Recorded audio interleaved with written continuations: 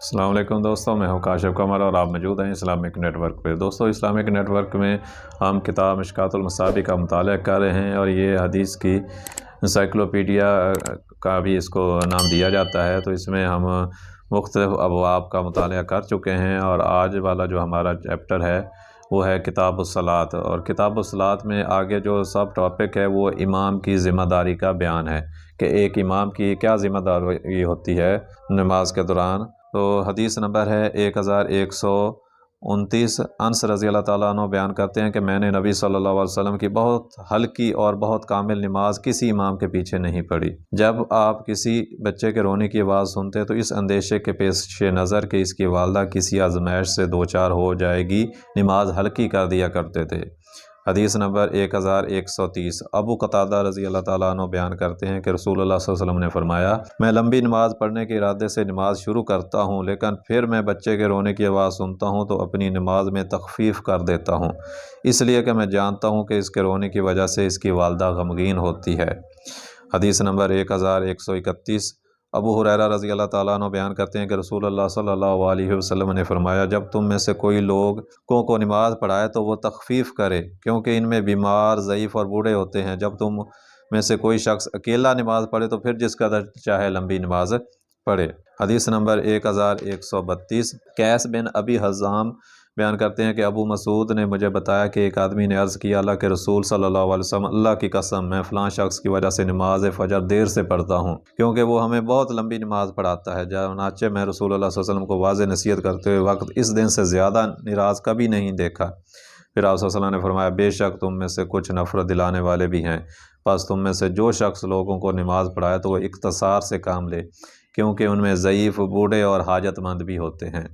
حدیث نمبر 1133۔ ابو ہریرہ رضی اللہ تعالیٰ عنہ بیان کرتے ہیں کہ رسول اللہ صلی اللہ علیہ وسلم نے فرمایا، وہ امام تمہیں نماز پڑھائیں گے، چنانچہ اگر انہوں نے درست پڑھائی تو تمہارے لیے اجر ہے، اور اگر انہوں نے غلطی کی تو تمہارے لیے اجر ہے اور ان پر گناہ ہے۔ حدیث نمبر 1134۔ عثمان بن ابی العاص بیان کرتے ہیں کہ رسول اللہ صلی اللہ علیہ وسلم کی مجھے آخری وصیت یہ تھی کہ جب تم لوگوں کی امامت کراؤ تو انہیں ہلکی نماز پڑھاؤ۔ اسی حدیث سے مروی ایک اور روایت ہے کہ رسول اللہ صلی اللہ علیہ وسلم نے فرمایا، اپنی قوم کی امامت کراؤ۔ وہ بیان کرتے ہیں کہ میں نے عرض کیا، اللہ کے رسول، میں اپنے دل میں کچھ وسوسہ پاتا ہوں۔ آپ صلی اللہ علیہ وسلم نے فرمایا، قریب ہو جاؤ۔ آپ صلی اللہ علیہ وسلم مجھے اپنے سامنے بٹھا لیا، پھر آپ نے اپنا ہاتھ میری چھاتی پر رکھ دیا، پھر فرمایا، پہلو بدلو۔ پھر آپ صلی اللہ علیہ وسلم نے اپنا ہاتھ میرے کندھوں کے درمیان میری پشت پر رکھا، پھر فرمایا، اپنی قوم کی امامت کراؤ۔ جو شخص کسی قوم کی امامت کرائے تو وہ ہلکی نماز پڑھائے، کیونکہ ان میں بوڑھے ہوتے ہیں، ان میں مریض ہوتے ہیں، ان میں ضعیف ہوتے ہیں اور ان میں کوئی حاجت مند ہوتے ہیں۔ جب تم میں سے کوئی اکیلا نماز پڑھے تو پھر جتنی چاہے لمبی پڑھے۔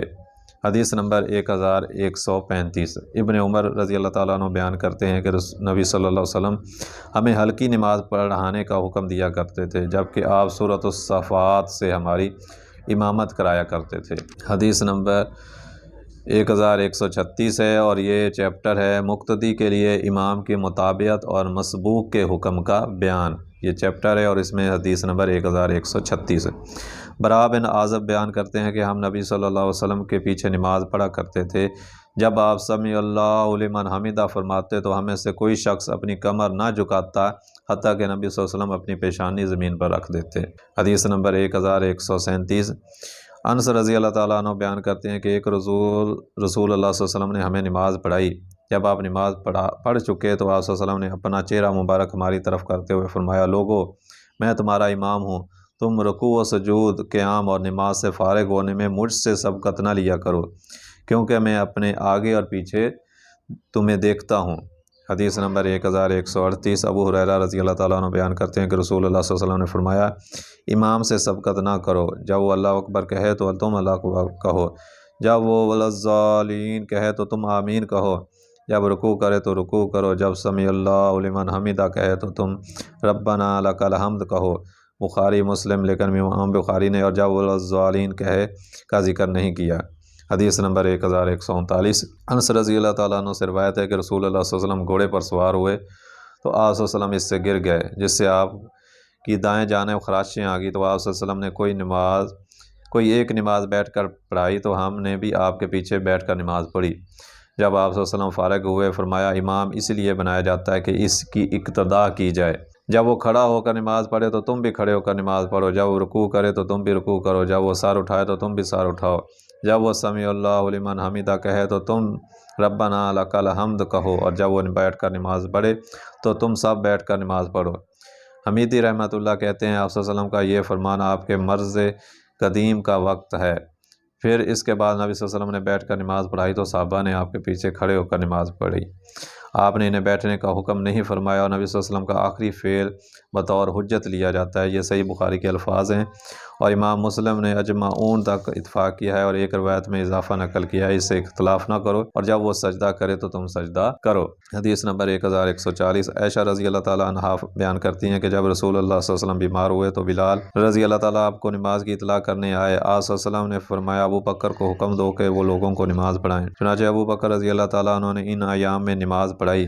پھر نبی صلی اللہ علیہ وسلم نے کچھ افاقہ محسوس کیا تو آپ 2 آدمیوں کے سہارے لایا گیا۔ اس حال میں آپ کے پاؤں زمین پر لگ رہے تھے، حتیٰ کہ آپ مسجد میں داخل ہوئے۔ جب ابو بکر نے آپ کی آمد محسوس کی تو وہ پیچھے ہٹنے لگے، لیکن رسول اللہ صلی اللہ علیہ وسلم نے انہیں اشارہ فرمایا کہ پیچھے نہ ہٹیں۔ آپ صلی اللہ علیہ وسلم تشریف لائے اور ابو بکر کی بائیں جانب بیٹھ گئے۔ ابو بکر کے کھڑے ہو کر نماز پڑھا رہے تھے، جبکہ رسول اللہ صلی اللہ علیہ وسلم بیٹھ کر۔ ابو بکر رسول اللہ صلی اللہ علیہ وسلم کی نماز کی اقتداء کر رہے تھے، جبکہ لوگ ابو بکر کی نماز کی اقتداء کر رہے تھے۔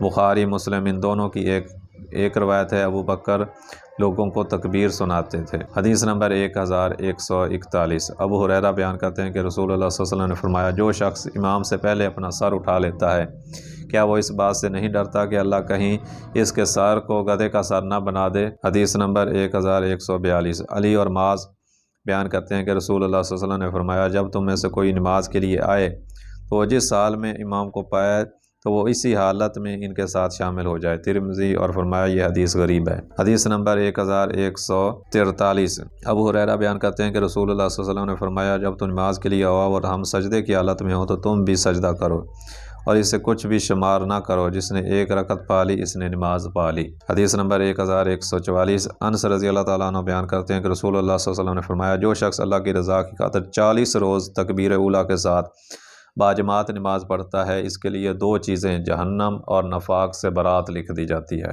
حدیث نمبر 1145۔ ابو ہریرہ رضی اللہ تعالیٰ عنہ بیان کرتے ہیں کہ رسول اللہ صلی اللہ علیہ وسلم نے فرمایا جو شخص اچھی طرح وضو کر کے نماز کے لیے جائے لیکن وہ لوگوں کو پائے کہ وہ نماز پڑھ چکے ہیں تو وہ اللہ اسے باجماعت نماز پڑھنے والوں کی مثل اجر عطا فرما دیتا ہے، اس سے ان کے اجر میں بھی کوئی کمی واقع نہیں ہوگی۔ حدیث نمبر 1146۔ ابو سعید خدری بیان کرتے ہیں کہ ایک آدمی آیا جبکہ رسول اللہ صلی اللہ علیہ وسلم نماز پڑھ چکے تھے۔ آپ صلی اللہ علیہ وسلم نے فرمایا کیا کوئی شخص اس پر صدقہ کرے گا؟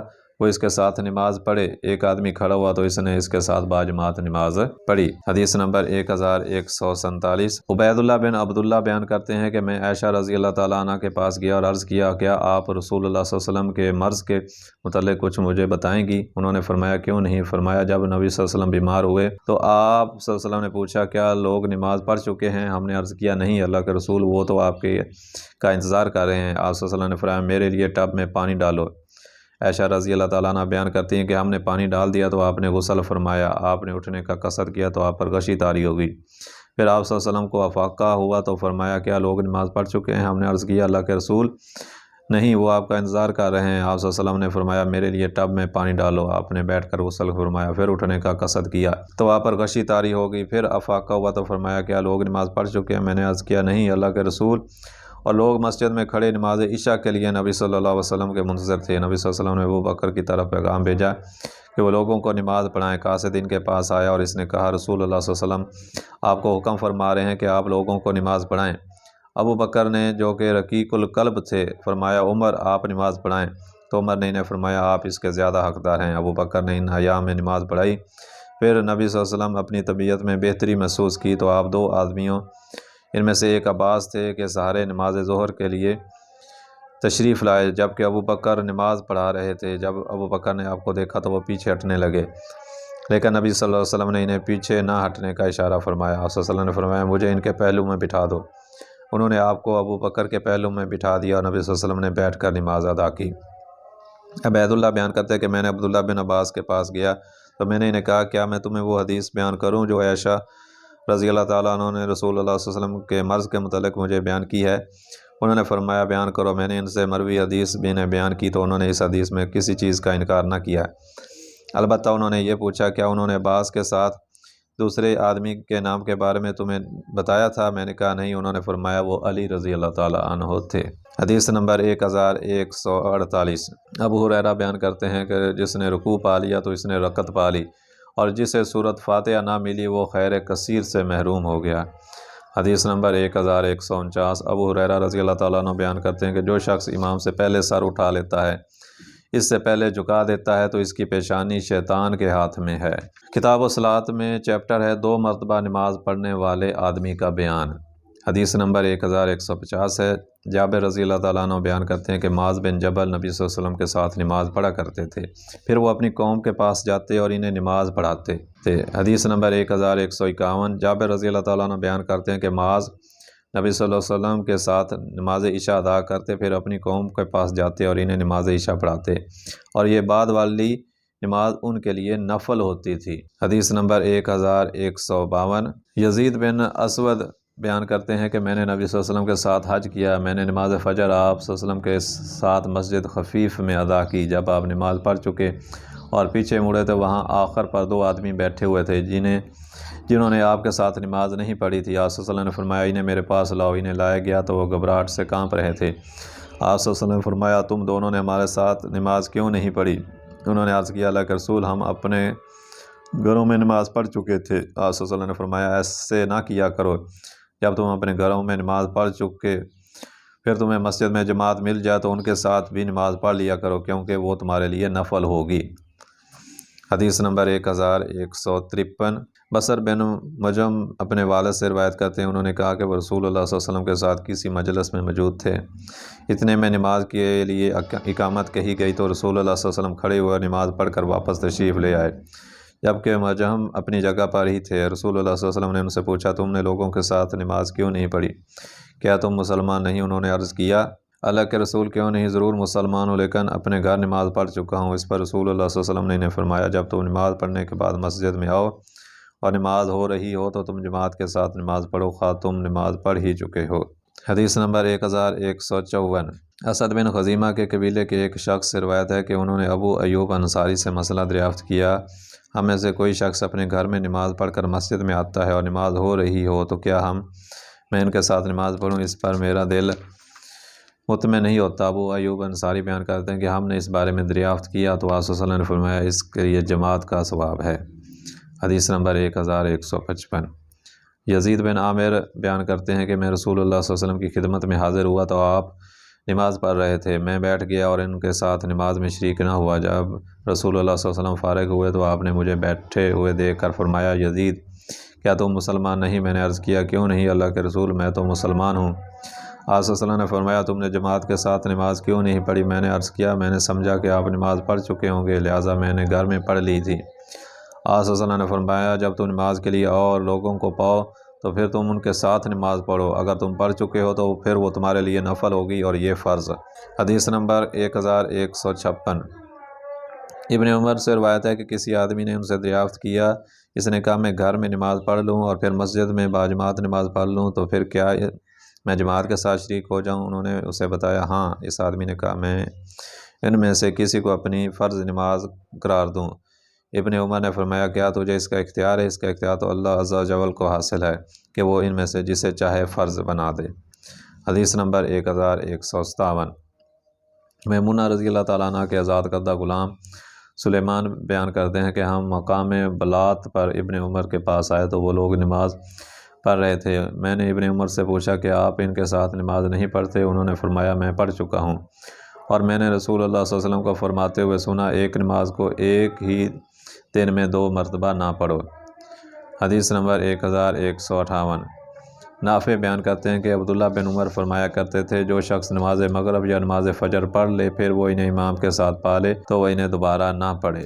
جی تو دوستو یہ تھی آج کی ویڈیو۔ امید ہے کہ یہ ویڈیو آپ کو پسند آئی ہوگی۔ تو اس ویڈیو میں جو ہے ہم نے مختلف ابواب پڑھے ہیں کہ دوسری مرتبہ نماز پڑھنے والے آدمی کے بارے میں حکم، اور پھر امام کی ذمہ داری کا بیان، اور مقتدی کے لیے امام کی جو ہے مطابعت اور مسبوق کا حکم وغیرہ احادیث جو ہیں وہ اس میں بیان کی گئی ہیں۔ یہ ساری احادیث ہم نے اس میں پڑھی ہیں۔ امید ہے کہ یہ ویڈیو آپ کو پسند آئی ہوگی۔ اگر آپ کو ویڈیو پسند آئی ہے تو آپ اس کو لائک کریں اور اپنے دوستوں کے ساتھ اس ویڈیو کو شیئر بھی کریں، اور اگر آپ کو ہمارا یہ چینل پسند ہے تو اس کو سبسکرائب کر لیں تاکہ ہر نئی آنے والی ویڈیو ایک نوٹیفیکیشن کے ذریعے آپ تک پہنچ سکے۔ آئندہ ویڈیو تک کے لیے اللہ حافظ۔